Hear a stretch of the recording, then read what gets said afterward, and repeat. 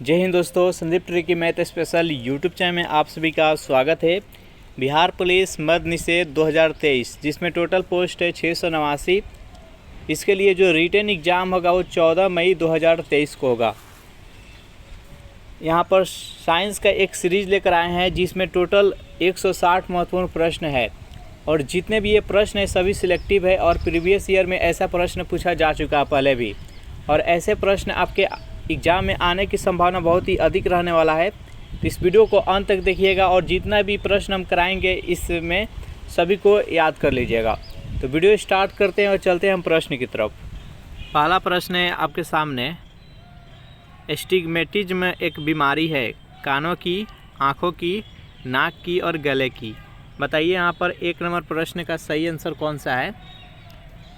तो एस्टिग्मेटिज्म एक बीमारी है जो कि आंखों से रिलेटेड है। तो जो भी कैंडिडेट यहाँ पर ऑप्शन नंबर बी बता रहे हैं बिल्कुल सही जवाब है। चलिए नेक्स्ट यहाँ पर सेकेंड नंबर प्रश्न देखते हैं। सेकेंड नंबर प्रश्न है आपके सामने कि विश्व स्वास्थ्य दिवस मनाया जाता है 7 अप्रैल को, 15 मार्च को, 9 अप्रैल को और 10 अप्रैल को। बताइए यहाँ पर सेकेंड नंबर प्रश्न का सही आंसर कौन सा है। तो विश्व स्वास्थ्य दिवस 7 अप्रैल को मनाया जाता है। तो जो भी कैंडिडेट यहाँ पर ऑप्शन नंबर ए चुन रहे हैं बिल्कुल सही जवाब है। नेक्स्ट यहाँ पर 3 नंबर प्रश्न है आपके सामने कि मेलाकोनाइट किस धातु का खनिज है, तांबा का, चांदी का, मैग्नीशियम का और लोहा का। बताइए 3 नंबर प्रश्न का सही आंसर कौन सा है। तो मेलाकोनाइट धातु एक खनिज है, वो किस धातु का है तो तांबा का है। जो भी कैंडिडेट यहाँ पर ऑप्शन नंबर ए के साथ जा रहे हैं बिल्कुल सही जवाब है। नेक्स्ट यहाँ पर 4 नंबर प्रश्न है आपके सामने कि किस अम्ल का उपयोग सीसा संचायक बैटरी में किया जाता है, सल्फ्यूरिक अम्ल का, हाइड्रोक्लोरिक अम्ल का, नाइट्रिक अम्ल का और एसिटिक अम्ल का। बताइए यहाँ पर 4 नंबर प्रश्न का सही आंसर कौन सा है। तो किस अम्ल का उपयोग सीसा संचायक बैटरी में किया जाता है तो H2SO4 सल्फ्यूरिक अम्ल का। हाइड्रोक्लोरिक अम्ल कहाँ पाया जाता है तो ये पित्त रस में पाया जाता है HCl, इसका अणु सूत्र होता है HCl। एसिटिक अम्ल सिरका में पाया जाता है। चलिए नेक्स्ट क्वेश्चन देखते हैं। 5 नंबर प्रश्न है आपके सामने कि मनुष्य के शरीर में कितना लीटर रुधिर होता है, 1 लीटर, 4 लीटर, 5 से 6 लीटर और 10 लीटर। तो ये कोई फिक्स नहीं रहता है कि मनुष्य के शरीर में कितना लीटर रुधिर रहता है, लेकिन यहाँ पर औसतन देखा गया है स्वस्थ मनुष्य के शरीर में 506 लीटर रक्त रहता है। तो इसका राइट आंसर है ऑप्शन नंबर सी। सेशन आपको अच्छा लग रहा है तो वीडियो को लाइक अपने दोस्तों के पास शेयर कर दें। 6 नंबर प्रश्न है आपके सामने कि विद्युत धारा का चुंबकीय प्रभाव सर्वप्रथम अवलोकित किया गया, हेनरी के द्वारा, ऑस्टेड द्वारा, फैराडे द्वारा और वोल्टा द्वारा। बताइए 6 नंबर प्रश्न का सही आंसर कौन सा है। तो विद्युत धारा का चुंबकीय प्रभाव सर्वप्रथम अवलोकित किया गया ऑस्टेड द्वारा। जो भी कैंडिडेट यहाँ पर ऑप्शन नंबर बी के साथ जा रहे हैं बिल्कुल सही जवाब है। 7 नंबर प्रश्न है आपके सामने कि न्यूरॉन इकाई है संयोजी ऊतक का, पेशी ऊतक का, एपिथेलियम ऊतक का और डी है तंत्रिका ऊतक का। बताइए 7 नंबर प्रश्न का सही आंसर कौन सा है। तो न्यूरॉन इकाई है एक तंत्रिका ऊतक का। जो भी कैंडिडेट यहाँ पर ऑप्शन नंबर डी के साथ जा रहे हैं बिल्कुल सही जवाब है। 8 नंबर प्रश्न है आपके सामने कि ब्लैक होल सिद्धांत की खोज किसके द्वारा किया गया, एस चंद्रशेखर के द्वारा, हरगोविंद खुराना के द्वारा, सीवी रमन के द्वारा और एस रामानुजन के द्वारा। बताइए यहाँ पर 8 नंबर प्रश्न का सही आंसर कौन सा है। तो ब्लैक होल की सिद्धांत का खोज किसके द्वारा किया गया तो एस चंद्रशेखर के द्वारा। जो भी कैंडिडेट यहाँ पर ऑप्शन नंबर ए के साथ जा रहे हैं बिल्कुल सही जवाब है। 9 नंबर प्रश्न है आपके सामने कि शरीर में हीमोग्लोबिन का कार्य क्या है, ऑक्सीजन का परिवहन करना, जीवाणु का नाश करना, रक्ताल्पता का निवारण करना और लौह का उपयोजन करना। बताइए 9 नंबर प्रश्न का सही आंसर कौन सा है। तो शरीर में हीमोग्लोबिन का मुख्य कार्य है ऑक्सीजन का परिवहन करना। जो भी कैंडिडेट यहाँ पर ऑप्शन नंबर ए चुन रहे हैं बिल्कुल सही जवाब है। अगर इस प्रैक्टिस सेट का आपको पीडीएफ चाहिए तो उसके लिए टेलीग्राम ग्रुप बना रखे हैं जिसका लिंक इसी वीडियो के नीचे डिस्क्रिप्शन में मिल जाएगा। वहाँ से ज्वाइन करके इसका PDF डाउनलोड कर सकते हैं। 10 नंबर प्रश्न है कि रेडियोधर्मी तत्व जिसका भार में विशाल भंडार पाया जाता है, रेडियोधर्मी तत्व जिसका भारत में विशाल भंडार पाया जाता है, वो कौन सा रेडियोधर्मी तत्व है? यूरेनियम, थोरियम, रेडियम और प्लूटोनियम। बताइए। तो भारत में विशाल भंडार है किस रेडियोधर्मी तत्व का? तो थोरियम का। जो भी कैंडिडेट यहाँ पर ऑप्शन नंबर बी बता रहे हैं बिल्कुल सही जवाब है। नेक्स्ट यहाँ पर 11वां प्रश्न है आपके सामने कि किसी मानव आँख के रेटिना पर बना प्रतिबिंब होता है। मानव जो नेत्र होता है तो नेत्र के रेटिना पर प्रतिबिंब बनता है, तो रेटिना पर कैसा प्रतिबिंब बनता है आपको बताना है।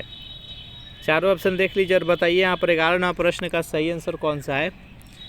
तो रेटिना पर कैसा प्रतिबिंब बनता है? वास्तविक और उल्टा। जो भी कैंडिडेट यहाँ पर ऑप्शन नंबर बी चुन रहे हैं बिल्कुल सही जवाब है। नेक्स्ट यहाँ पर 12वां प्रश्न है आपके सामने, फोटोग्राफी में उपयोग किया गया प्रकाश संवेदी यौगिक इनमें से कौन है जो कि फोटोग्राफी में उपयोग किया जाता है प्रकाश संवेदी के रूप में? Silver nitrate, silver chloride, silver bromide और सिल्वर आयो ऑक्साइड। बताइए यहाँ पर 12वां प्रश्न का सही आंसर कौन सा है। तो सिल्वर ब्रोमाइड का प्रयोग करते हैं। जो भी कैंडिडेट ऑप्शन नंबर सी बता रहे हैं बिल्कुल सही जवाब है। 13वां प्रश्न है आपके सामने कि हमारे भोजन में संरक्षात्मक खाद्य पदार्थ है। ऑप्शन नंबर ए है वसा, विटामिन, बी है कार्बोहाइड्रेट और खनिज, विटामिन और खनिज, प्रोटीन और कार्बोहाइड्रेट। बताइए यहाँ पर 13वां प्रश्न का सही आंसर कौन सा है। तो जो भी कैंडिडेट यहाँ पर ऑप्शन नंबर ए बता रहे हैं बिल्कुल सही जवाब है। नेक्स्ट यहाँ पर 14वां प्रश्न है आपके सामने कि 1 ग्राम वाले पदार्थ का तापमान 1 डिग्री सेल्सियस बदलने के लिए आवश्यक ऊष्मा की मात्रा को क्या कहते हैं? विशिष्ट ऊष्मा, कुल ऊर्जा, गुप्त ऊष्मा और डी है कोई नहीं। बताइए यहाँ पर 14 नंबर प्रश्न का सही आंसर कौन सा है। तो जो भी कैंडिडेट यहाँ पर ऑप्शन नंबर ए के साथ जा रहे हैं विशिष्ट ऊष्मा बिल्कुल सही जवाब है। 15वां प्रश्न यहाँ पर कि पीतल किसका मिश्रण होता है? जल्दी से बताइए, चारों ऑप्शन देख लीजिए, इनमें से पीतल किसका मिश्रण होता है? तो जो भी कैंडिडेट यहाँ पर ऑप्शन नंबर सी बता रहे हैं तांबा और जस्ता का मिश्रण होता है पीतल। जो भी कैंडिडेट सी बता रहे हैं बिल्कुल सही जवाब है। सेशन आपको अच्छा लग रहा है तो वीडियो को लाइक अपने दोस्तों के पास शेयर कर दें। टांका जिसको शोल्डर भी बोलते हैं किसका मिश्रण होता है? सीसा और जस्ता का, सीसा और बिस्मथ का, सीसा और जस्ता और सीसा टीन। बताइए 16वां प्रश्न का सही आंसर कौन सा है। जो शोल्डर होता है वो सीसा और टीन का मिश्रण होता है। जो भी कैंडिडेट यहाँ पर ऑप्शन नंबर डी बता रहे हैं बिल्कुल सही जवाब है। 17वां प्रश्न है आपके सामने कि सोडा वाटर बनाने के लिए कौन सी गैस प्रयुक्त की जाती है? NO, CO2 और SO2। बताइए यहाँ पर 17वां प्रश्न का सही आंसर कौन सा है। तो सोडा वाटर बनाने के लिए कार्बन डाइऑक्साइड का प्रयोग करते हैं, तो इसका राइट आंसर है ऑप्शन नंबर सी। 18वां प्रश्न है आपके सामने कि वह उपकरण जो विद्युत ऊर्जा को यांत्रिक ऊर्जा में बदलता है कहलाता है? वोल्ट मीटर, विद्युत मोटर, गैल्वेनोमीटर और विद्युत जनरेटर। बताइए यहाँ पर 18वां प्रश्न का सही आंसर कौन सा है। कौन है जो कि विद्युत ऊर्जा को यांत्रिक ऊर्जा में कन्वर्ट करता है? तो जब भी हम मोटर को विद्युत ऊर्जा देते हैं तो वो चलता है और चलने के प्रक्रिया के बाद वह पानी देता है हमको, तो यह विद्युत ऊर्जा को यांत्रिक ऊर्जा में कन्वर्ट करता है। तो इसका राइट आंसर है ऑप्शन नंबर बी। और यहाँ पर विद्युत जो जनरेटर है ये यांत्रिक ऊर्जा को विद्युत ऊर्जा में कन्वर्ट करता है। नेक्स्ट क्वेश्चन देखते हैं। 19वां प्रश्न है आपके सामने कि गतिज ऊर्जा का यहाँ पर फॉर्मूला कौन सा सही है आपको बताना है। mv² mgh 1/2 mv और 1/2 mv²। बताइए यहाँ पर 19वां प्रश्न का सही आंसर कौन सा है। गतिज ऊर्जा का यहाँ पर कौन सा फॉर्मूला सही है। तो गतिज ऊर्जा का फॉर्मूला होगा 1/2 mv²। इसका राइट आंसर है ऑप्शन नंबर डी। और स्थितिज ऊर्जा का होता है mgh। नेक्स्ट यहाँ पर 20वां प्रश्न है आपके सामने कि प्रतिध्वनि किस प्रकार सुनी जाती है।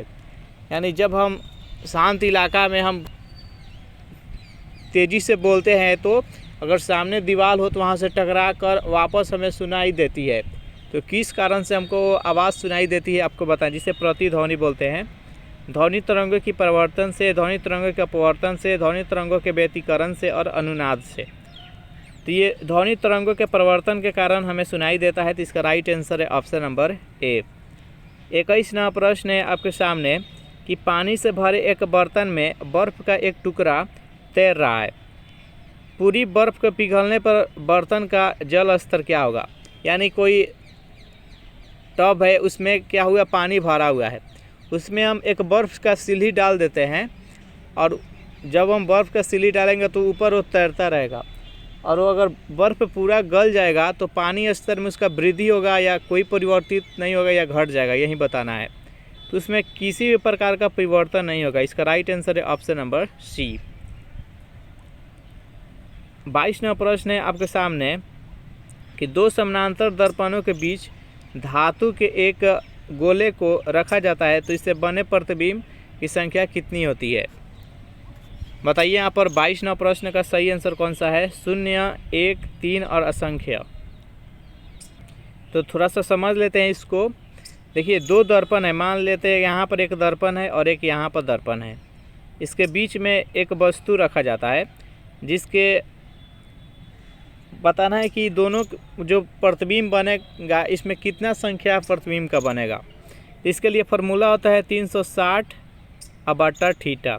तो यहाँ पर 0 डिग्री बन रहा है, यानी 0 डिग्री यहाँ पे एंगल, तो यहाँ पर थीटा के जगह पर 0 हो जाएगा, तो भाग देंगे 360 में 0 से तो अनंत होगा। तो इस प्रश्न का राइट आंसर हो जाएगा ऑप्शन नंबर डी। अगर यहाँ पर देखिए दो दर्पण है जो कि एक दूसरे से 60 डिग्री पर झुकी हुई है, और तब इसके बीच में अगर कोई वस्तु रखते हैं तो अगर पूछा जाए कि इसमें प्रतिबिंब की संख्या कितना होगा, 360 और बाटा में यहाँ पर 60 डिग्री, यहाँ पर एंगल है तो 60 डिग्री हो गया। 0 से 0 खत्म, 6 का 36। हमेशा दो दर्पणों के बीच में अगर कोई वस्तु रखते हैं तो प्रतिबिंब की संख्या हमेशा विषम बनता है। तो यहाँ पर 6 आया तो 6 में से 1 घटा देंगे तो 5। तो इस प्रकार से आप दो दर्पणों के बीच में किसी वस्तु को रखते हैं, कितना भी डिग्री हो तो हम उसका संख्या ज्ञात कर सकते हैं। चलिए नेक्स्ट यहाँ पर 23वां प्रश्न है। सर्स बीमारी में जो अक्षर ए है निरूपित करता है। ए का यहाँ पर मतलब आपको बताना है, ए का अर्थ क्या होता है। तो जब इसका फुल फॉर्म देखेंगे तो ए के जगह पर एक्यूट आता है। तो इस प्रश्न का राइट आंसर है ऑप्शन नंबर डी। 24वां प्रश्न आपके सामने कि डिप्थेरिया बीमारी प्रभावित करता है आँख को, गला को, यकृत को और अग्नाशय को। बताइए 24वां प्रश्न का सही आंसर कौन सा है। तो डिप्थीरिया से कौन सा अंग प्रभावित होता है, तो इससे गला होता है। जो भी कैंडिडेट यहाँ पर ऑप्शन नंबर बी के साथ जा रहे हैं बिल्कुल सही जवाब है। 25वां प्रश्न है आपके सामने कि सरल यांत्रिक लाभ वाले लीवर में होता है। इसको समझते हैं। जो सरल यांत्रिक लाभ होता है उसमें क्या क्या होता है, भार, प्रयास और फलक्रम। तो सबसे पहले बारी बारी से समझ लेते हैं फलक्रम क्या है, प्रयास क्या है और भार क्या है। तो फलक्रम क्या है, जिसके इसको आलम्ब भी बोलते हैं हिंदी में, जिसके इर्द गिर्द सारा क्रिया होता है उसे हम फलक्रम कहते हैं या आलम्ब कहते हैं। उसके बाद देखिए भार क्या है। भार यानी लोड, जिस पर जो मतलब हमको प्रतिफल मिलता है, यानी जहाँ पर सारा वस्तु रहता है वहीं पर उसका भार कहलाता है वहाँ पर। और प्रयास क्या है, एफर्ट, जहाँ पर जितना हम शक्ति लगा ले, जहाँ पर हम शक्ति लगाते हैं उसको एफर्ट बोलते हैं। अब उदाहरण के माध्यम से समझते हैं। जो सरल यांत्रिक लाभ होता है उत्तोलक के 3 प्रकार का होता है, प्राथमिक श्रेणी उत्तोलक, द्वितीय श्रेणी उत्तोलक और तृतीय श्रेणी उत्तोलक। तो प्राथमिक श्रेणी उत्तोलक का एक उदाहरण से समझते हैं, जैसे कि कैंची हो गया। एक कैंची है तो यहाँ पर देखिए बीच में जो रहता है इसी को आलम्ब कहते हैं, और यहाँ पर हम क्या करते हैं, यहाँ पर एफर्ट लगाते हैं तो यहाँ पर कार्य होता है। तो जो यहाँ पर कार्य होता है इसी को भार बोलते हैं, और जहाँ एफर्ट लगाते हैं इसी को प्रयास बोलते हैं। तो ये प्राथमिक श्रेणी उत्तोलक का उदाहरण है कैंची। अगर नींबू निचोड़ने वाला की बात करें तो यहाँ पर देखिए नींबू निचोड़ने वाला ऐसा होता है, और यहाँ पर देखिए आलम्ब जो होता है यहाँ पर होता है, और इसका जो भार होता है वो मध्य में होता है, और जो इसका प्रयास करते हैं, एफर्ट लगाते हैं, वो साइड में लगाते हैं। तो जब देखिए अवलंब और प्रयास के बीच में अगर भार हो तो वो द्वितीय श्रेणी का उदाहरण होता है, जैसे नींबू निचोड़ने वाला मशीन।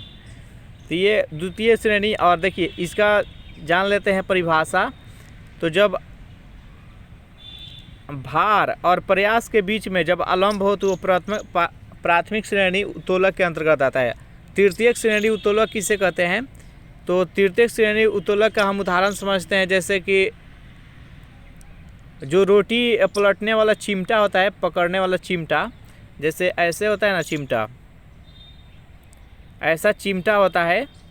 तो देखिए इसका जो अवलंब है, अवलंब यहाँ पर है, और इसमें जो शक्ति लगाते हैं मध्य में लगाते हैं, शक्ति एफर्ट यहाँ पर मध्य में लगाते हैं। और जो कार्य होता है, जो हमें भार मिलता है, कार्य होता है, वो सबसे अंत में होता है।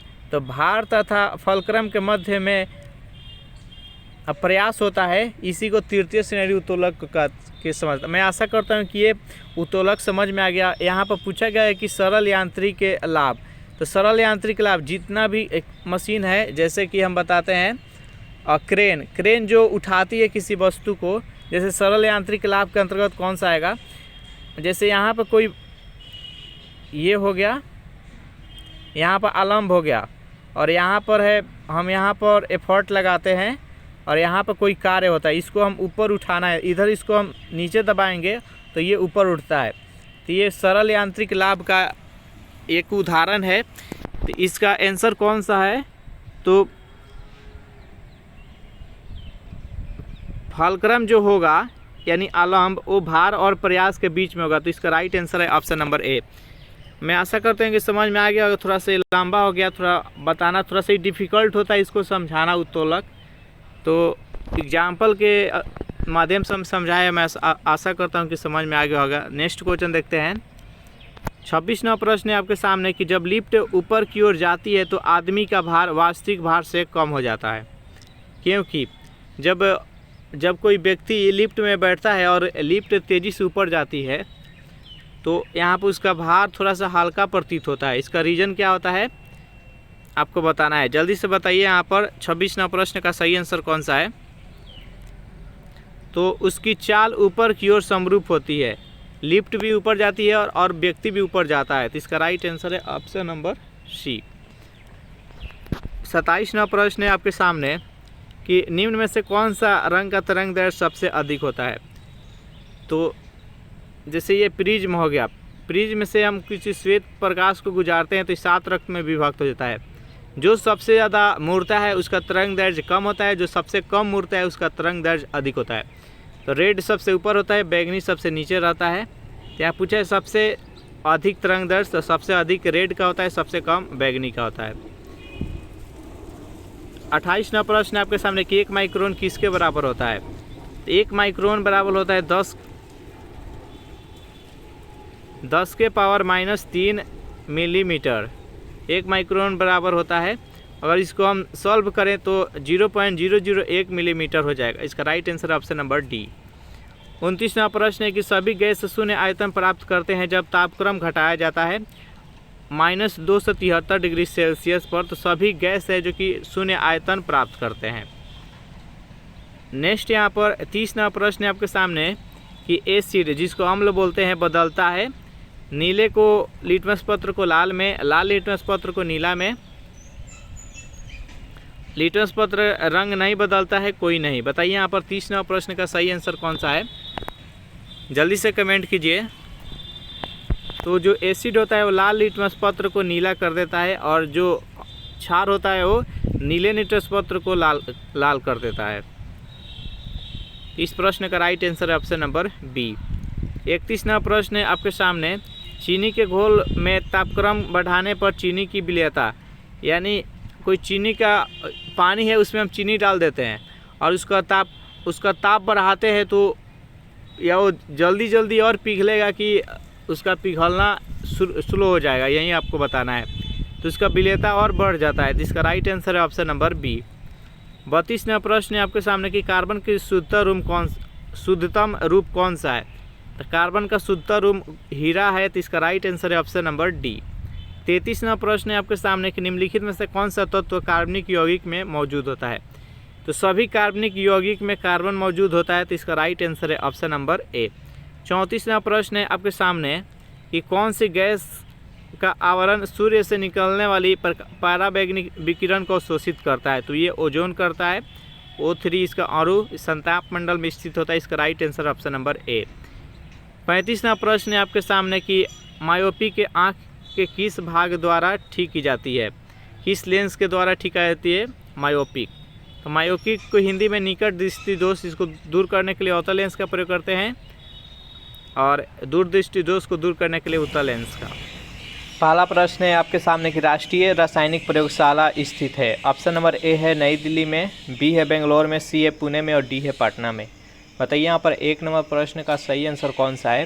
तो राष्ट्रीय रासायनिक प्रयोगशाला कहाँ पर स्थित है, जो भी कैंडिडेट यहाँ पर ऑप्शन नंबर सी बता रहे हैं पुणे, बिल्कुल सही जवाब है। सेकेंड नंबर प्रश्न है आपके सामने बेरी नामक रोग निम्नलिखित विटामिन की कमी से होता है। विटामिन B1, हार्मोन, आयोडीन और लोहा। बताइए यहाँ पर 2 नंबर प्रश्न का सही आंसर कौन सा है। तो बेरी नामक रोग निम्नलिखित विटामिन में से किस विटामिन की कमी से होता है, तो विटामिन B1 के कमी से। इसका राइट आंसर है ऑप्शन नंबर ए। 3 नंबर प्रश्न है आपके सामने कि श्वसन प्रक्रम में वायु के जिस घटक का प्रयोग होता है वह घटक है नाइट्रोजन, ऑक्सीजन, कार्बन डाइऑक्साइड, अक्रिय गैस। बताइए यहाँ पर 3 नंबर प्रश्न का सही आंसर कौन सा है। तो श्वसन प्रक्रिया में हम कौन सा घटक लेते हैं, तो ऑक्सीजन लेते हैं और कार्बन डाइऑक्साइड छोड़ते हैं, तो इसका राइट आंसर है option number B. Next question देखते हैं, पौधे के लिए सबसे अच्छा उर्वरक कौन सा होता है। चारों ऑप्शन देख लीजिए और बताइए कि यहाँ पर 4 नंबर प्रश्न का सही आंसर कौन सा है। तो पौधे के लिए सबसे अच्छा उर्वरक है वो है कंपोस्ट, इसका राइट आंसर है ऑप्शन नंबर ए। सेशन आपको अच्छा लग रहा है तो वीडियो को लाइक अपने दोस्तों के पास जल्दी से कर दीजिए। 5 नंबर प्रश्न है आपके सामने कि विद्युत चुंबकों में निम्नलिखित धातु का काम आती है, यानी विद्युत चुंबक बनाने में निम्नलिखित में से कौन सा धातु का प्रयोग करते हैं। नर्म लोहा, क्रोमियम, निकेल और लोहा।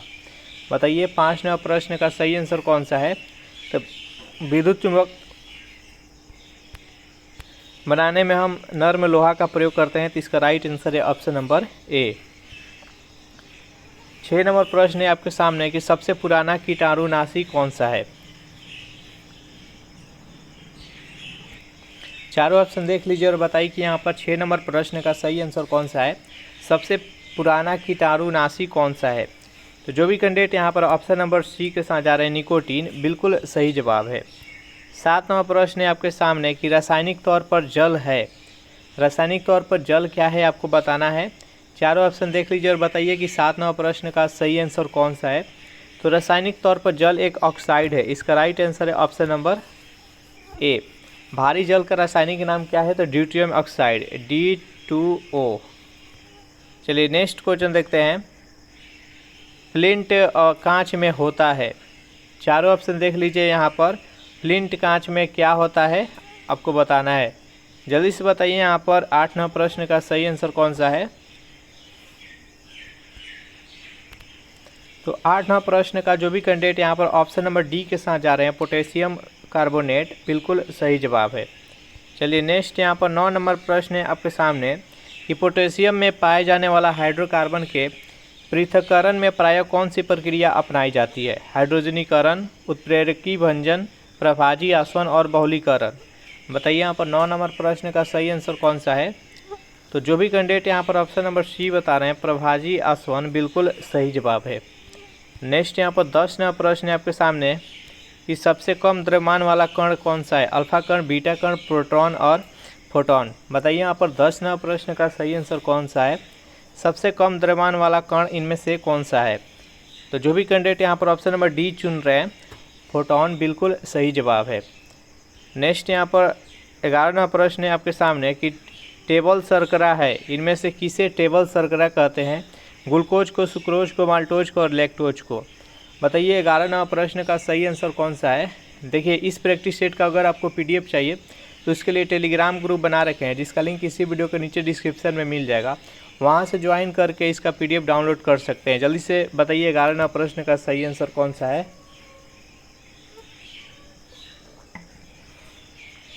जो भी कैंडिडेट यहाँ पर ऑप्शन नंबर बी बता रहे हैं सुक्रोज, बिल्कुल सही जवाब है। नेक्स्ट यहाँ पर 12वां प्रश्न है आपके सामने कि इंसुलिन हार्मोन रासायनिक रूप से होता है, वसा होता है, एस्टेरॉयड होता है, प्रोटीन होता है और कार्बोहाइड्रेट होता है। बताइए यहाँ पर इंसुलिन हार्मोन रासायनिक रूप से क्या होता है, जल्दी से कमेंट कीजिए। जितने भी स्टूडेंट इस वीडियो को देख रहे हैं जल्दी से लाइक कर दीजिए फटाफट। तो जो भी कैंडिडेट यहाँ पर ऑप्शन नंबर सी के साथ जा रहे हैं, इंसुलिन रासायनिक रूप से एक प्रोटीन होता है, इसका राइट आंसर है ऑप्शन नंबर सी। वह विटामिन जिसमें धातु पाया जाता है, एकमात्र ऐसा विटामिन आपको बताना है जिसमें कि धातु पाया जाता है, वो कौन सा धातु पाया जाता है, तो कोबाल्ट आपको बताना है। जल्दी से कमेंट कीजिए 13वां प्रश्न का सही आंसर कौन सा है। Vitamin A, vitamin B12, vitamin B6 और राइबोफ्लेविन। तो 13वां प्रश्न का जो भी कैंडिडेट यहाँ पर ऑप्शन नंबर बी के साथ जा रहे हैं, विटामिन B12 एकमात्र ऐसा विटामिन है जिसमें कि कोबाल्ट धातु पाया जाता है। नेक्स्ट यहाँ पर 14वां प्रश्न है आपके सामने कि महासागरों से शुद्ध जल किस विधि से प्राप्त किया जाता है। चारों ऑप्शन देख लीजिए और बताइए कि 14वां प्रश्न का सही आंसर कौन सा है। तो महासागरों से शुद्ध जल प्राप्त करने के लिए हम आसवन विधि का प्रयोग करते हैं। जो भी कैंडिडेट यहाँ पर ऑप्शन नंबर 20 समझते हैं, टिक आउट कर रहे हैं, बिल्कुल सही जवाब है। 15वां प्रश्न है आपके सामने कि बेकिंग सोडा का रासायनिक नाम क्या है। बेकिंग सोडा जिसको खाने वाला भी सोडा बोलते हैं, इसका रासायनिक नाम आपको बताना है। जल्दी से बताइए यहाँ पर 15वां प्रश्न का सही आंसर कौन सा है। तो बेकिंग सोडा का रासायनिक नाम सोडियम बाइकार्बोनेट होता है, NaHCO3, और एक होता है धोवन सोडा। तो धोवन सोडा का रासायनिक नाम होता है सोडियम कार्बोनेट, Na2CO3। चलिए नेक्स्ट यहाँ पर 16वां प्रश्न है आपके सामने, ऐसी प्रक्रिया जिसमें CO2 उत्सर्जित नहीं होता है। दहन, श्वसन, किण्वन और प्रकाश संश्लेषण। बताइए यहाँ पर 16वां प्रश्न का सही आंसर कौन सा है। आपको ऐसा प्रक्रिया का नाम बताना है जिसमें कि कार्बन डाइऑक्साइड का उत्सर्जन नहीं होता है। तो दहन, जब किसी हम वस्तु को जलाते हैं तो वहाँ से कार्बन डाइऑक्साइड निकलता है। श्वसन प्रक्रिया, जब हम श्वसन की क्रिया करते हैं तो ऑक्सीजन लेते हैं, कार्बन डाइऑक्साइड छोड़ते हैं, तो यहाँ पर भी उत्सर्जित होता है। किण्वन विधि, जिससे शराब तैयार किया जाता है, किण्वन विधि में भी कार्बन डाइऑक्साइड उत्सर्जित होता है। कार्बन डाइऑक्साइड की उपस्थिति में किण्वन विधि से हम शराब तैयार करते हैं। प्रकाश संश्लेषण, प्रकाश संश्लेषण में ऑक्सीजन, कार्बन डाइऑक्साइड लेता है पेड़ पौधा और ऑक्सीजन छोड़ता है, तो यहाँ पर प्रकाश संश्लेषण इसका राइट आंसर हो जाएगा, जिसमें कि कार्बन डाइऑक्साइड उत्सर्जित नहीं करता है।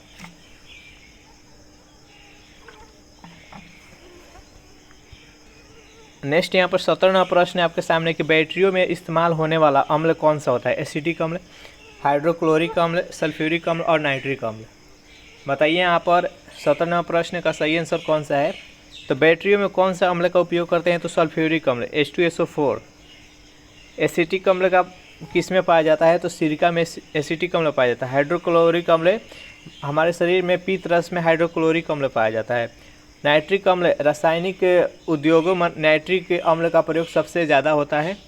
चलिए नेक्स्ट यहाँ पर 18वां प्रश्न है आपके सामने, आभूषणों को बनाते समय सोने में मिलाई जाने वाली धातु कौन सी है। देखिए, ऐसे शुद्ध सोना बोला जाए तो वह 24 कैरेट का होता है। शुद्ध सोना कितने कैरेट का होता है, तो 24 कैरेट का। लेकिन शुद्ध सोना से आभूषण नहीं बनाया जाता है, 22 कैरेट के सोना से आभूषण बनाया जाता है। इसको कठोर बनाने के लिए इसमें तत्व मिलाया जाता है। कौन सा तत्व मिलाया जाता है, तो तांबा। इसका राइट आंसर है ऑप्शन नंबर डी। नेक्स्ट यहाँ पर 19वां प्रश्न है आपके सामने कि पीएच प्रदर्शित करता है। पीएच का खोज किसने किया था, तो सोरेनसन। पीएच स्केल पर कितना अंक अंकित रहता है, तो 0 से लेकर 14 तक। 0 से लेकर 7 तक आपको अम्लीयता दर्शाता है और 7 से लेकर 14 तक आपको क्षारीयता दिखाता है, और 7 पर उदासीन रहता है, जो जल का पीएच मान 7 होता है। तो पीएच स्केल क्या प्रदर्शित करता है, तो ये विलयन का अम्लीयता तथा क्षारकता प्रदर्शित करता है। इसका राइट आंसर है ऑप्शन नंबर सी। नेक्स्ट यहाँ पर 20वां प्रश्न है आपके सामने कि प्रोड्यूसर गैस रासायनिक रूप से निर्मित होता है। बताइए इसमें से प्रोड्यूसर गैस के अंतर्गत कौन सा आता है। आपको जल्दी से कमेंट कीजिए 20वां प्रश्न का सही आंसर कौन सा है। तो यहाँ पर CO, carbon monoxide plus N2, ये प्रोड्यूसर गैस के अंतर्गत आता है, तो इसका right answer option number B. 21वां प्रश्न है आपके सामने कि लौह अयस्क से लोहे का उत्पादन निम्नलिखित प्रक्रिया से होता है। किस विधि के माध्यम से लौह अयस्क से लोहे का उत्पादन होता है आपको बताना है। जल्दी से बताइए यहाँ पर 21वां प्रश्न का सही आंसर कौन सा है। तो अपचयन विधि के माध्यम से। इसका राइट आंसर है ऑप्शन नंबर बी। अपचयन विधि क्या है? वैसा विधि जिसमें पदार्थ से ऑक्सीजन का ह्रास होता है या किसी अधिक ऋणात्मक तत्व का ह्रास होता है, उसे अपचयन कहते हैं। या दूसरे परिभाषा के माध्यम से समझे तो वैसा पदार्थ जिससे हाइड्रोजन का योग होता है तो उसे अपचयन कहते हैं। इसका राइट आंसर है ऑप्शन नंबर बी। 22वां प्रश्न है आपके सामने कि जल के साथ स्वच्छ विलयन नहीं बनाने वाला यौगिक कौन सा है। बताइए यहाँ पर 22वां प्रश्न का सही आंसर कौन सा है। इनमें से कौन सा विलयन है जो कि जल के साथ स्वच्छ विलयन नहीं बनाता है। तो बेंजोइक अम्ल। इसका राइट आंसर है ऑप्शन नंबर ए। बेंजोइक अम्ल का अणु सूत्र क्या होता है? तो C6H5COOH। चलिए नेक्स्ट क्वेश्चन देखते हैं। 23वां प्रश्न है आपके सामने कि शर्करा विलयन के किण्वन से बनने वाली गैस है। बताइए यहाँ पर 23वां प्रश्न का सही आंसर कौन सा है। तो शर्करा विलयन के किण्वन से बनने वाला गैस कौन सा है? तो कार्बन डाइऑक्साइड CO2। इसका राइट आंसर है ऑप्शन नंबर सी।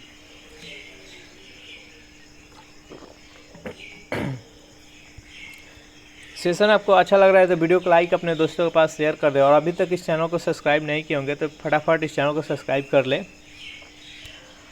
24वां प्रश्न है आपके सामने कि डोलोमाइट किसका अयस्क है? मैग्नीशियम और जिंक, इन्हीं दो तत्वों में से इसका राइट आंसर है। तो डोलोमाइट किसका अयस्क है? तो मैग्नीशियम का। जो भी कैंडिडेट यहाँ पर ऑप्शन नंबर ए चुनते हैं बिल्कुल सही जवाब है। 25वां प्रश्न है आपके सामने कि वनस्पति घी औद्योगिक उत्पादन की प्रक्रिया में शामिल है। इनमें से कौन सा राइट आंसर है? जल्दी से बताइए, चारों ऑप्शन देख लीजिए। तो वनस्पति घी के औद्योगिक उत्पादन की प्रक्रिया में क्या शामिल है? तो अपचयन। इसका राइट आंसर है ऑप्शन नंबर बी। नेक्स्ट यहाँ पर 26वां प्रश्न है आपके सामने कि हाइड्रोजन के कितने समस्थानिक होते हैं? 1, 4, 3, 2। बताइए 26वां प्रश्न का सही आंसर कौन सा है। तो हाइड्रोजन का टोटल 3 समस्थानिक होता है। H और परमाणु संख्या 1 और परमाणु द्रव्यमान 1। दूसरा होता है H1 परमाणु संख्या 1 और परमाणु द्रव्यमान 2। तीसरा का होता है H1 परमाणु संख्या 1 और परमाणु द्रव्यमान 3। समस्थानिक इसके देखने से मालूम होता है समस्थानिक किसे कहते हैं? जिसका परमाणु संख्या समान हो और परमाणु द्रव्यमान यहाँ पर भिन्न भिन्न हो, उसको समस्थानिक कहते हैं। तो इस प्रकार से देख सकते हैं हाइड्रोजन के 3 समस्थानिक होते हैं। चलिए नेक्स्ट क्वेश्चन देखते हैं। खाद्य परीक्षण के रूप में सर्वाधिक उपयोग में लाया जाने वाला पदार्थ कौन सा है?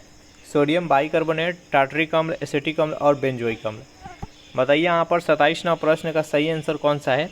खाद्य परीक्षण के रूप में सर्वाधिक उपयोग में लाया जाने वाला कौन सा पदार्थ है? तो बेंजोइक अम्ल का प्रयोग करते हैं। किधर गया? हाँ, यहाँ किसका प्रयोग करते हैं? तो बेंजोइक अम्ल। इसका राइट आंसर है option number D. Sodium bicarbonate है जो कि जिसको खाने वाला सोडा कहते हैं NaHCO3। टार्टरिक अम्ल किस में पाया जाता है? टार्टरिक अम्ल इमली में पाया जाता है, याद रखिएगा। एसिटिक अम्ल किस में पाया जाता है? तो सिलिका में पाया जाता है।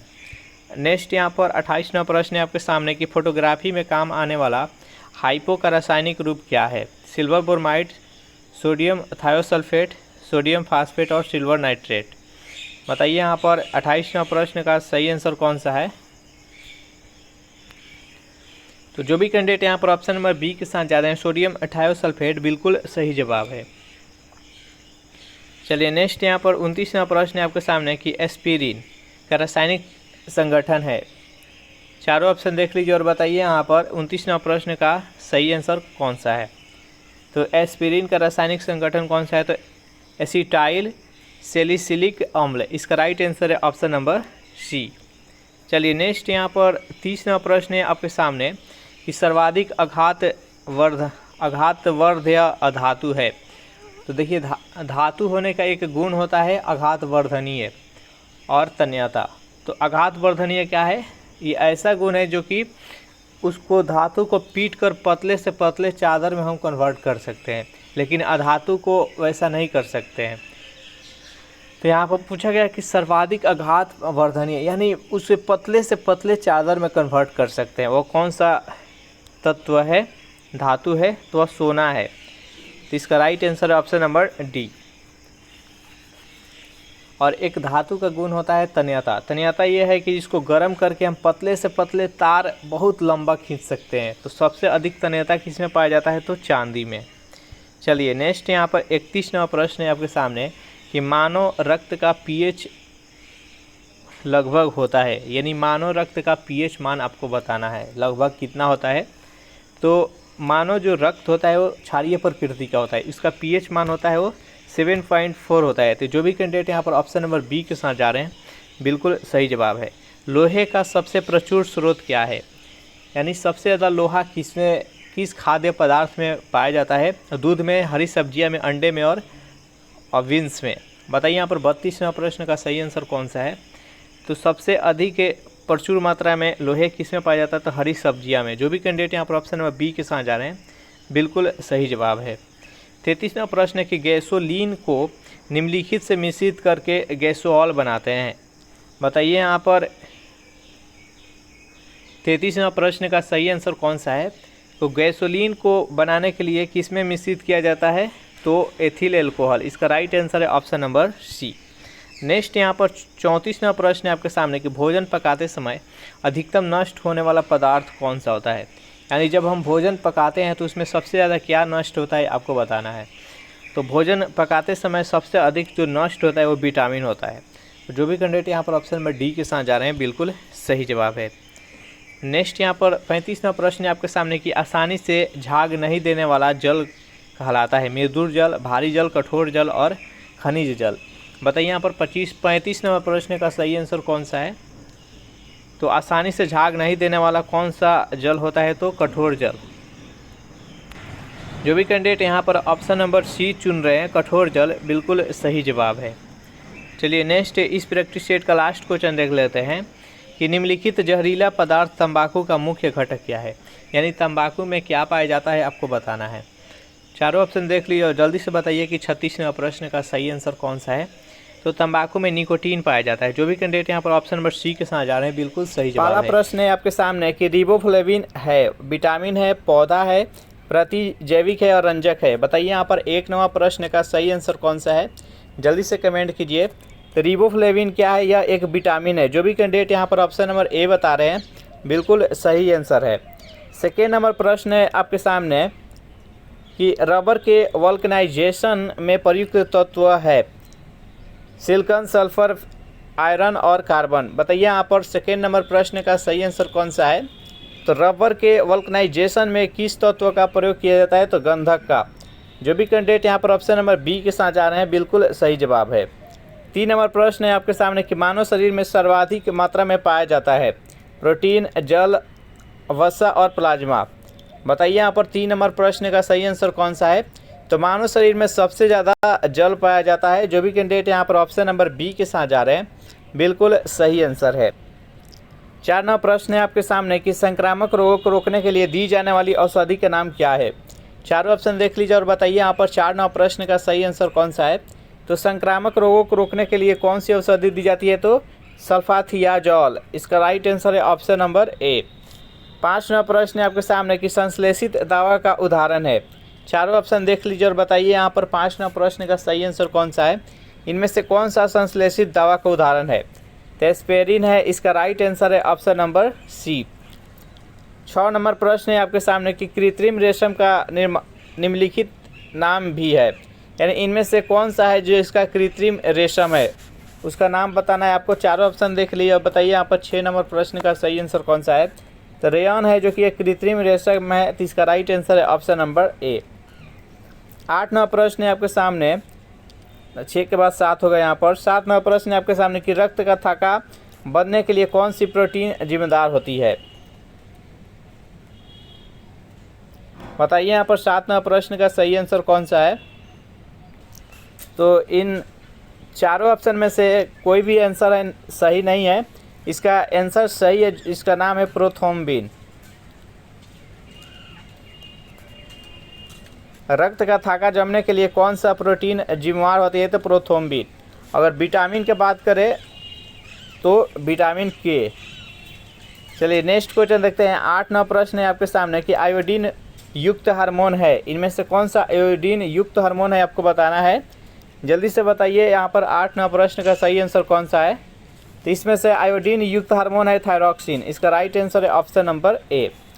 9 नंबर प्रश्न है आपके सामने कि किसके द्वारा आनुवांशिकता के विज्ञान को आनुवांशिकी कहा गया। चारों ऑप्शन देख लीजिए और बताइए यहाँ पर 9 नंबर प्रश्न का सही आंसर कौन सा है। तो जो भी कैंडिडेट यहाँ पर ऑप्शन नंबर डी के साथ जा रहे हैं डब्ल्यू वाटसन, बिल्कुल सही जवाब है। नेक्स्ट यहाँ पर 10 नंबर प्रश्न है आपके सामने कि होमोसेपियंस किसका वैज्ञानिक नाम है? बाघ का, मेढक का, मनुष्य का, गुलाब का। बताइए 10 नंबर प्रश्न का सही आंसर कौन सा है। तो होमोसेपियंस किसका वैज्ञानिक नाम है? यह एक मनुष्य का वैज्ञानिक नाम है। इसका राइट आंसर है ऑप्शन नंबर ए। अस्थि और सीमेंट में कौन सा तत्व समान होता है? सिलिकॉन, कैल्शियम, नाइट्रोजन और फास्फोरस। बताइए 11 नंबर प्रश्न का सही आंसर कौन सा है। तो अस्थि और सीमेंट में कौन सा तत्व समान होता है? तो कैल्शियम। इसका राइट आंसर है ऑप्शन नंबर बी। 12 नंबर प्रश्न है आपके सामने कि भोजन की पाचन क्रिया कहाँ से शुरू होता है? मुख से, यकृत से, पेट में और आंत से। बताइए यहाँ पर 12 नंबर प्रश्न का सही आंसर कौन सा है। तो भोजन की जो पाचन की क्रिया होता है वो मुख से शुरू होता है और इसका लास्ट कौन सा होता है? तो छोटी आंत। सबसे अधिक देर तक भोजन कहाँ पर रहता है? तो छोटी आंत में रहता है। नेक्स्ट यहाँ पर 13 नंबर प्रश्न है आपके सामने कि मानव शरीर में जल का परिमाण लगभग होता है 10%, 20%, 65 से 80% और 90%।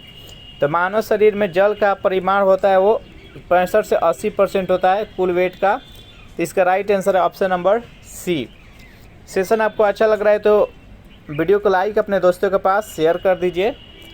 पित्त अस्रावित होता है पाचन ग्रंथि से, छोटी आंत से, उदर से और लीवर से।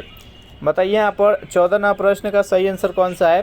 तो पित्त स्रावित होती है वो लीवर से होती है। जो भी कैंडिडेट यहाँ पर ऑप्शन नंबर डी बता रहे हैं बिल्कुल सही आंसर है।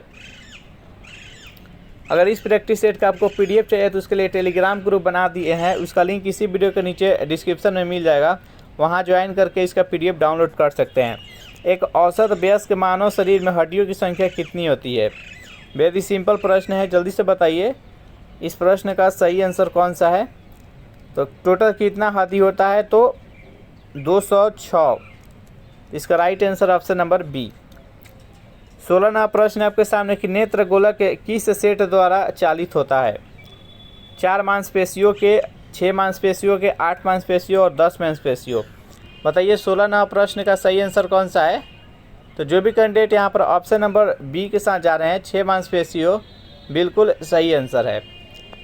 चलिए नेक्स्ट यहाँ पर 17 नंबर प्रश्न है आपके सामने कि मानव शरीर के संबंध में किसने पूर्ण विवरण दिया? न्यूटन, वाइसालस, कॉपरनिकस और विलियम हार्वे। बताइए 17 नंबर प्रश्न का सही आंसर कौन सा है।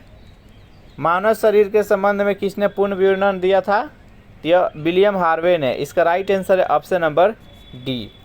नेक्स्ट यहाँ पर 18 नंबर प्रश्न है आपके सामने कि मानव शरीर में निम्न में से किस अंग की हड्डी सबसे लंबी होती है?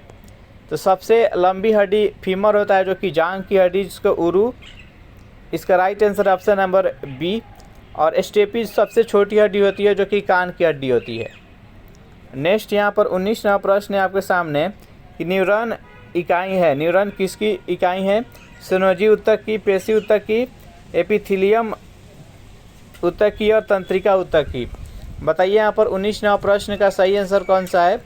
न्यूरॉन इकाई है या एक तंत्रिका ऊतक की है। जो भी कैंडिडेट यहाँ पर ऑप्शन नंबर डी चुन रहे हैं बिल्कुल सही जवाब है। नेक्स्ट यहाँ पर 20 नंबर प्रश्न है आपके सामने कि किसी मानव आँख के रेटिना पर बाना प्रतिबिंब होता है। मानव जो नेत्र होता है वो उत्तल दर्पण की तरह कार्य करता है और रेटिना पर प्रतिबिंब बनता है। तो प्रतिबिंब कैसा बनता है आपको बताना है। तो रेटिना पर कैसा प्रतिबिंब बनता है? तो वास्तविक तथा उल्टा बनता है। इसका राइट आंसर है ऑप्शन नंबर बी। नेक्स्ट यहाँ पर 21 नंबर प्रश्न है आपके सामने कि 4 रक्त समुदाय A B O B O में से कौन सा रक्त समूह दाता वैश्विक कहलाता है? यानी इस 4 रक्त समूह में से किस रक्त को बोला जाता है? सर्वदाता, यानी वो किसी को भी ब्लड दे सकता है, यानी उसमें एंटीजन पाया जाता है। तो ओ ग्रुप सर्वदाता होता है, इसमें एंटीजन पाया जाता है, इसलिए किसी को भी ब्लड दे सकता है। इसका राइट आंसर है ऑप्शन नंबर सी। और ए बी है जो कि सर्वग्राही, उसमें एंटीबॉडीज पाई जाती है, वह किसी से भी ब्लड ले सकता है, इसलिए उसे सर्वग्राही कहते हैं ए बी को, सर्वदाता ओ को। नेक्स्ट यहाँ पर 22वां प्रश्न है आपके सामने कि मानव शरीर में रुधिर की स्कंदन में निम्नलिखित में से किस खनिज की भूमिका महत्वपूर्ण होती है। बताइए यहाँ पर 22वां प्रश्न का सही आंसर कौन सा है। तो 22वां प्रश्न का जो भी कैंडिडेट यहाँ पर ऑप्शन नंबर सी के साथ जा रहे हैं, कैल्शियम, बिल्कुल सही जवाब है। नेक्स्ट यहाँ पर 23वां प्रश्न है आपके सामने कि मानव शरीर में रक्त की परिशुद्धि की जाती है। मानव शरीर में रक्त की परिशुद्धि किसके द्वारा की जाती है, आपको बताना है। 4 ऑप्शन देख लीजिए और बताइए 23वां प्रश्न का सही आंसर कौन सा है। तो मानव शरीर में रक्त की परिशुद्धि वृक्क के द्वारा की जाती है। जो भी कैंडिडेट यहाँ पर ऑप्शन नंबर सी के साथ जा रहे हैं, बिल्कुल सही जवाब है। 24वां प्रश्न है आपके सामने कि खून को बहने से रोकने के लिए कौन सा विटामिन भाग लेता है। विटामिन डी, विटामिन के, विटामिन सी और विटामिन ए। बताइए यहाँ पर 24वां प्रश्न का सही आंसर कौन सा है। तो उसमें विटामिन के भाग लेता है। जो भी कैंडिडेट यहाँ पर ऑप्शन नंबर बी के साथ जा रहे हैं, बिल्कुल सही आंसर है। 25वां प्रश्न है यहाँ पर कि रक्त का पीएच मान होता है। रक्त एक क्षारीय प्रकृति का होता है, बताइए यहाँ पर रक्त का पीएच मान कितना होता है। जल्दी से कमेंट कीजिए।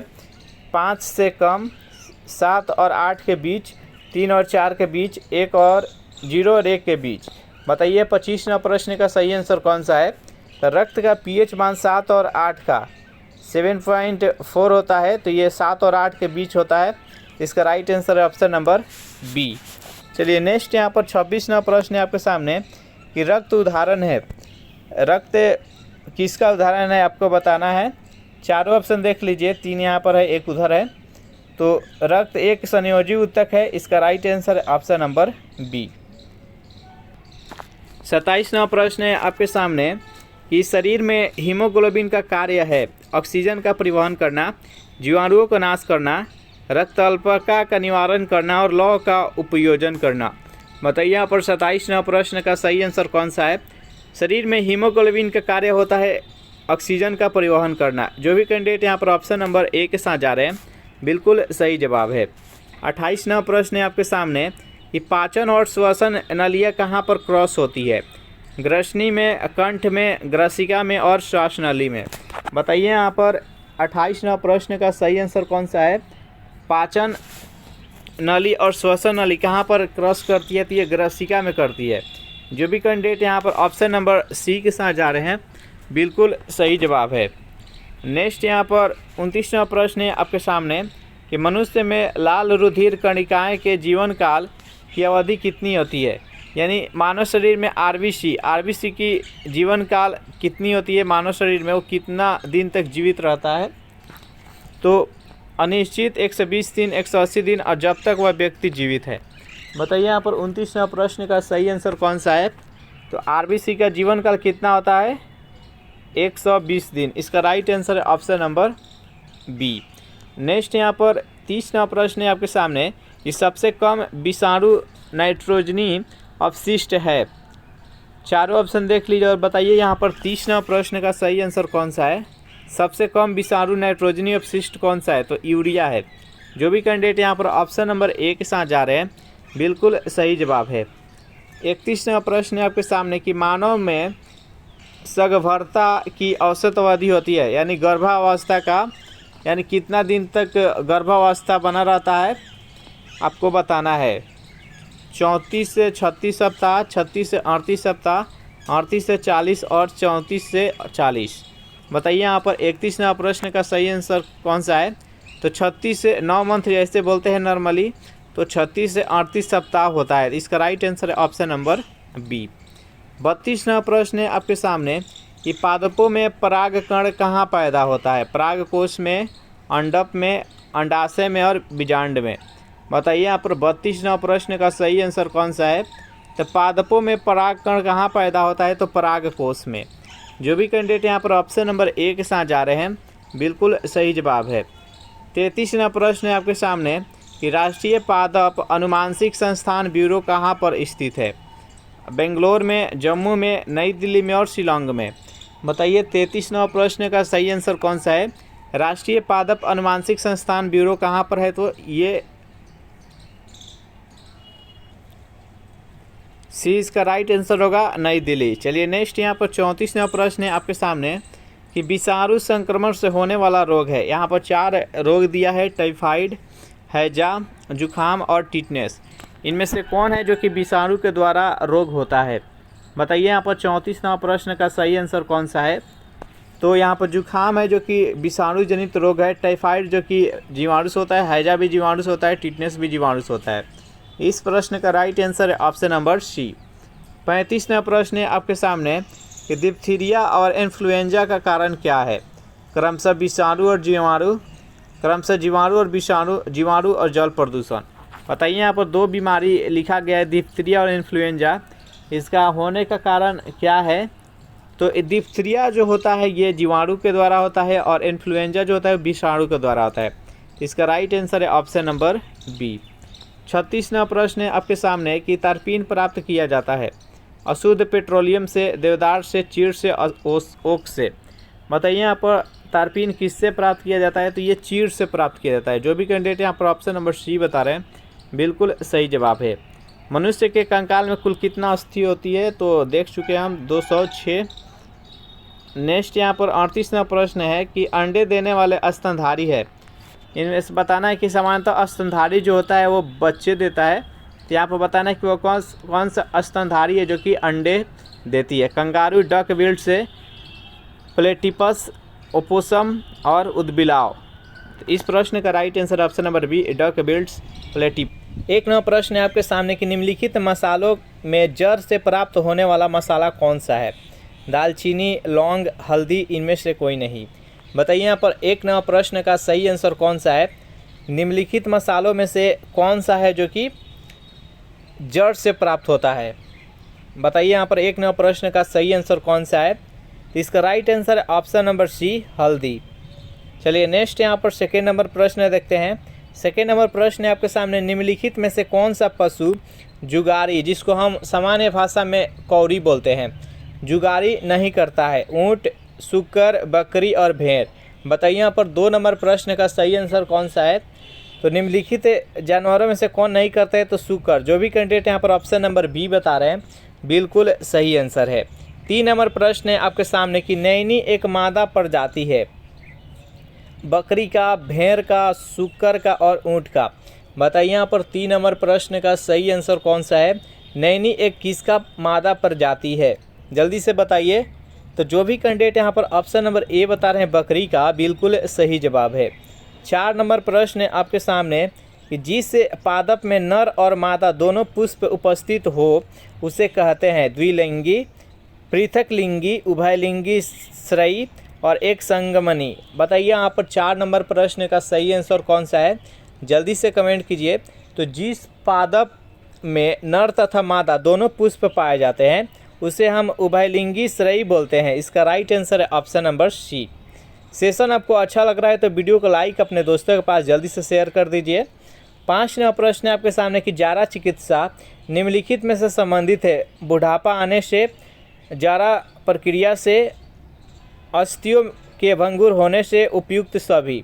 बताइए यहाँ पर 5 नंबर प्रश्न का सही आंसर कौन सा है।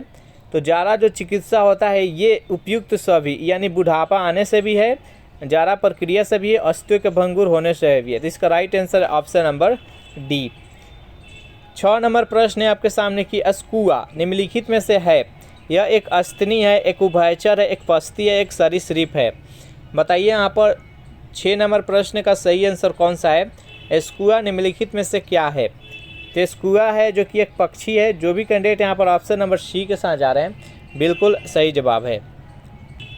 7 नंबर प्रश्न है आपके सामने कि विखंडित जीन का सिद्धांत निम्नलिखित में से दिया था। चारों ऑप्शन देख लीजिए और बताइए यहाँ पर 7 नंबर प्रश्न का सही आंसर कौन सा है। विखंडित जीन का सिद्धांत किसने दिया था। तो आरजे रॉबर्ट्स और पीएस शार्प। इसका राइट आंसर है ऑप्शन नंबर डी।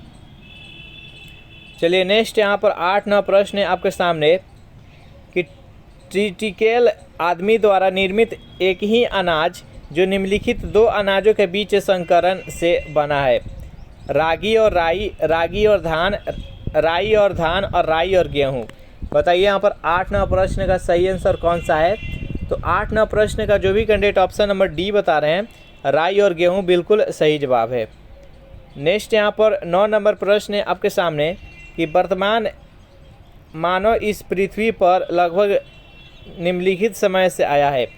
यानी वर्तमान समय में मानव पृथ्वी पर कितने वर्षों से निवास कर रहा है आपको बताना है। 1 लाख वर्ष पहले से, 3 लाख वर्ष पहले से, 13 लाख वर्ष पहले से और 30 लाख वर्ष पहले से। बताइए यहाँ पर 9 नंबर प्रश्न का सही आंसर कौन सा है? तो देखिए इसका जो सही आंसर है वो 3.5 लाख है। तो यहाँ पर 3 लाख उसके आसपास का ऑप्शन है, तो इसका राइट आंसर है ऑप्शन नंबर बी। नेक्स्ट यहाँ पर 10वां प्रश्न है आपके सामने। हमारे शरीर का भार का अधिकतम हिस्सा निम्नलिखित से बना होता है? हड्डियों से, पानी से, अंगों से और इनमें से कोई नहीं। बताइए यहाँ पर 10वां प्रश्न का सही आंसर कौन सा है? तो हमारे शरीर के भार का अधिकतम हिस्सा जो होता है वो पानी से बना रहता है। जो भी कैंडिडेट यहाँ पर ऑप्शन नंबर बी के साथ जा रहे हैं, बिल्कुल सही जवाब है। 11वां प्रश्न है आपके सामने। निम्नलिखित में से कौन सा पदार्थ प्रोटीन नहीं है? बताइए यहाँ पर 11वां प्रश्न का सही आंसर कौन सा है? चारों ऑप्शन देख लीजिए, इनमें से कौन सा पदार्थ है जो कि प्रोटीन की श्रेणी में नहीं आता है? तो जो भी कैंडिडेट यहाँ पर ऑप्शन नंबर डी के साथ जा रहे हैं, NAD, इसका राइट आंसर हो जाएगा। नेक्स्ट यहाँ पर 12वां प्रश्न है आपके सामने कि पत्ती की बाह्य त्वचा में पाए जाने वाले सूक्ष्म छिद्रों को कहते हैं? जलरंध्र, वातरंध्र, छिद्र और रंध्र।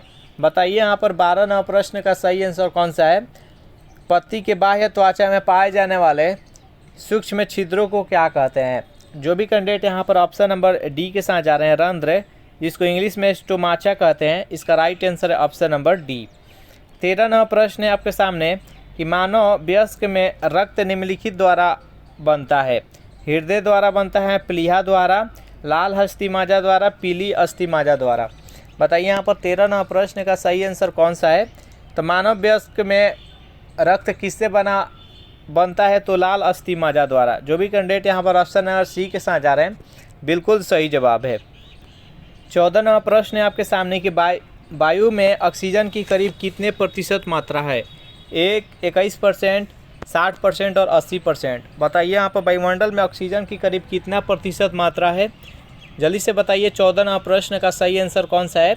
तो देखिए सबसे अधिक जो परसेंटेज है वो नाइट्रोजन का है, 78%। सेकेंड नंबर पर आता है ऑक्सीजन, 21%। जो भी कैंडिडेट यहाँ पर ऑप्शन नंबर बी के साथ जा रहे हैं, बिल्कुल सही जवाब है। 15वां प्रश्न है आपके सामने, किस पदार्थ के संचय से मांसपेशी में थकावट पैदा होता है? पायरुविक अम्ल के द्वारा, लैक्टिक अम्ल के द्वारा, ऑक्जेलिक सिट्रिक अम्ल के द्वारा, यूरिक अम्ल के द्वारा। बताइए यहाँ पर 15वां प्रश्न का सही आंसर कौन सा है? किस पदार्थ के संचय से मांसपेशी में थकावट सा या पेन होता है मांसपेशी में? बताइए 15वां प्रश्न का सही आंसर कौन सा है? तो जो भी कैंडिडेट यहाँ पर ऑप्शन नंबर बी के साथ जा रहे हैं, लैक्टिक अम्ल, बिल्कुल सही जवाब है। लैक्टिक अम्ल किस में पाया जाता है? तो दही में लैक्टिक अम्ल पाया जाता है। 16वां प्रश्न है आपके सामने, वयस्कों के प्रति मिनट हृदय की धड़कन धड़कता है? यानी स्वस्थ मनुष्य के हृदय 1 मिनट में कितने बार धड़कता है आपको बताना है? 60 बार, 72 बार, 84 बार, 96 बार। बताइए यहाँ पर 16वां प्रश्न का सही आंसर कौन सा है? तो 72 बार धड़कता है। जो भी कैंडिडेट यहाँ पर ऑप्शन नंबर बी के साथ जा रहे हैं, बिल्कुल सही जवाब है। वयस्क में हर 24 घंटे में मूत्र कितनी मात्रा बनता है? 1 लीटर, 1.5 लीटर, 3 लीटर और 5 लीटर। बताइए यहाँ पर 17वां प्रश्न का सही आंसर कौन सा है? तो कितना बनता है? तो 1.5 लीटर बनता है। जो भी कैंडिडेट यहाँ पर ऑप्शन नंबर बी के साथ जा रहे हैं, बिल्कुल सही जवाब है। कौन सी ग्रंथि शरीर का ताप अस्थायी मानी जाती है? बताइए यहाँ पर कौन सा ग्रंथि है जो कि शरीर के तापमान को अस्थायी बनाकर रखता है, नियंत्रित करके रखता है? पीनियल ग्रंथि, पीयूष ग्रंथि, अवाट्टू ग्रंथि और हाइपोथैलेमस। बताइए यहाँ पर 18वां प्रश्न का सही आंसर कौन सा है? तो जो भी कैंडिडेट यहाँ पर ऑप्शन नंबर डी के साथ जा रहे हैं, हाइपोथैलेमस, बिल्कुल सही जवाब है। 19वां प्रश्न आपके सामने कि कुछ पादप अपने जीवन में सिर्फ एक बार पुष्पित होते हैं, उन्हें क्या कहते हैं? बताइए यहाँ पर 19 नंबर प्रश्न का सही आंसर कौन सा है? कुछ ऐसे पादप होते हैं जो अपने पूरे जीवन काल में एक बार ही पुष्पित होते हैं, उसका नाम बताना है। तो मोनोकार्पिक इसका राइट आंसर है ऑप्शन नंबर ए। जो भी कैंडिडेट ऑप्शन नंबर ए बता रहे हैं बिल्कुल सही जवाब है।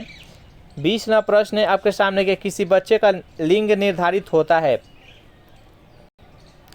पिता के गुणसूत्रों से, माता के गुणसूत्रों से, माता पिता के RH कारक से और पिता के रुधिर वर्ग से। बताइए यहाँ पर 20वां प्रश्न का सही आंसर कौन सा है। तो किसी भी बच्चे का लिंग जो निर्धारण होता है पिता के गुणसूत्र से होता है। जो महिला होती है उसके पास केवल XX रहता है, लेकिन जो पुरुष होता है उसके पास X और Y दोनों होता है। अगर पुरुष अगर X देता है और महिला X देती है तो लड़की का जन्म होता है। अगर पुरुष Y देता है महिला तो हमेशा X देगी, तो X Y मिलकर फिर पुरुष का जन्म होता है। तो इसका राइट आंसर है ऑप्शन नंबर ए। चलिए नेक्स्ट यहाँ पर 21वां प्रश्न आपके सामने कि जिस कोशिका का अर्धसूत्री विभाजन होता है उसे क्या कहते हैं। 4 ऑप्शन है आपके सामने, जल्दी से बताइए यहाँ पर 21वां प्रश्न का सही आंसर कौन सा है। तो जो भी कैंडिडेट यहाँ पर ऑप्शन नंबर बी बता रहे हैं अर्धसूत्री कोशिका, बिल्कुल सही जवाब है। 22वां प्रश्न है आपके सामने कि मानव के अंडाणु में गुणसूत्रों की संख्या कितनी होती है। 24 होती है, 46 होती है, 48 होती है, इनमें से कोई नहीं। बताइए यहाँ पर 22वां प्रश्न का सही आंसर कौन सा है। मानव के अंडाणु में गुणसूत्रों की संख्या कितनी होती है। तो टोटल 46 होती है, अगर जोड़ा में बात करें तो 23 जोड़ा होती है। इस प्रश्न का राइट आंसर है ऑप्शन नंबर बी। सेशन आपको अच्छा लग रहा है तो वीडियो को लाइक अपने दोस्तों के पास जल्दी से कर दीजिए। 23वां प्रश्न है आपके सामने, निम्न में से किन जीवों के लिंग वातावरण से निर्धारित होता है।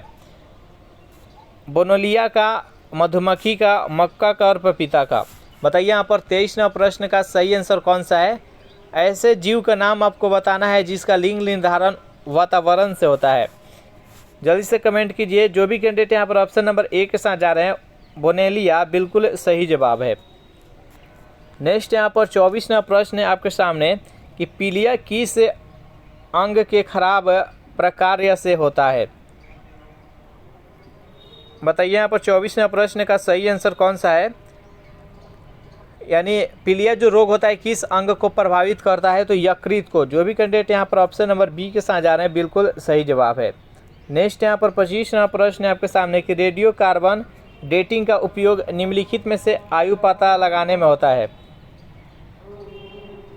यानी रेडियो कार्बन डेटिंग का उपयोग किसका आयु पता लगाने के लिए प्रयोग में लाया जाता है।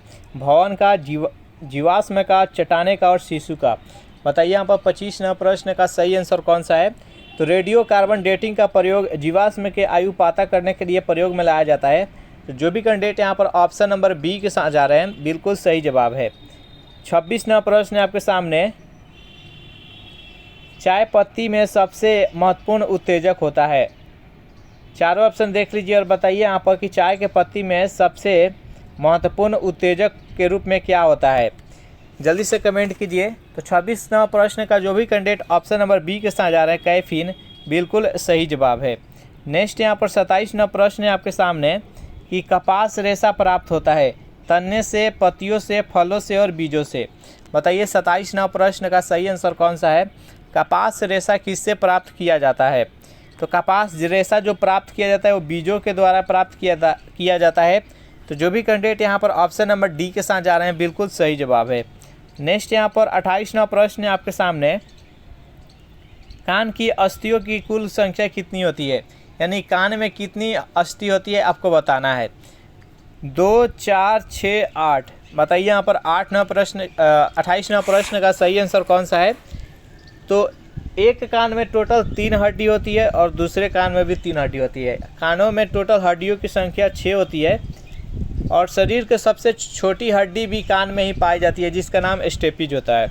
नेक्स्ट यहाँ पर 29वां प्रश्न है आपके सामने, पेनिसिलिन प्रतिजैविक निम्न से मिलता है। बताइए यहाँ पर पेनिसिलिन जो प्रतिजैविक होता है वो किससे प्राप्त किया जाता है।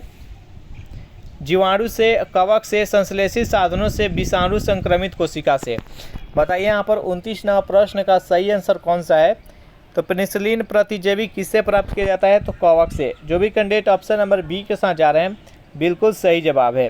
30वां प्रश्न आपके सामने कि मलेरिया फैलाने के अलावा एनोफिलीज मच्छर और किसका रोगवाहक होता है? डेंगू बुखार का, फलेरिया का, मस्तिष्क शोध का और पीत बुखार का। बताइए यहाँ पर 30 नंबर प्रश्न का सही आंसर कौन सा है? जो यहाँ पर एनोफिलीज मच्छर होता है वो मलेरिया के अलावा और कौन सा रोग फैलाता है? तो फलेरिया। जो भी कैंडिडेट यहाँ पर ऑप्शन नंबर बी के साथ जा रहे हैं बिल्कुल सही जवाब है। और जो एंडीज मच्छर होता है, एंडीज, वो डेंगू बुखार को फैलाता है। जो भी कैंडिडेट यहाँ पर ए बता रहे हैं वो एंडीज मच्छर के लिए है, एनोफिलीज मच्छर फलेरिया के लिए और मलेरिया। नेक्स्ट यहाँ पर 31 नंबर प्रश्न है आपके सामने कि पोलियो का पहला प्रभावशाली टीका निम्नलिखित ने तैयार किया था। निम्न में से किसने था जो कि पोलियो का टीका प्रभावशाली सर्वप्रथम तैयार किए थे? चारों ऑप्शन देख लीजिए और बताइए यहाँ पर 31 नंबर प्रश्न का सही आंसर कौन सा है? तो जो भी कैंडिडेट यहाँ पर ऑप्शन नंबर सी के साथ जा रहे हैं, जॉन ई साल्क, बिल्कुल सही जवाब है। नेक्स्ट यहाँ पर 32 नंबर प्रश्न है आपके सामने कि रूबेला नामक बीमारी का दूसरा नाम क्या है? लाल मसूरी, काली मसूरी, जर्मन मसूरी और उपयुक्त सभी। बताइए यहाँ पर 32 नंबर प्रश्न का सही आंसर कौन सा है? रूबेला नामक बीमारी का दूसरा नाम क्या है? तो जो भी कैंडिडेट ऑप्शन नंबर सी के साथ जा रहे हैं, जर्मन मसूरी, बिल्कुल सही जवाब है। तो सेशन आपको कैसा लगा ज़रूर कमेंट करके बताइएगा। वीडियो आपको अच्छा लगा हो तो वीडियो को लाइक अपने दोस्तों के पास शेयर कर दे, और अभी तक इस चैनल को सब्सक्राइब नहीं किए होंगे तो फटाफट इस चैनल को सब्सक्राइब कर दे। Thanks for watching this video. मिलते हैं नेक्स्ट वीडियो में।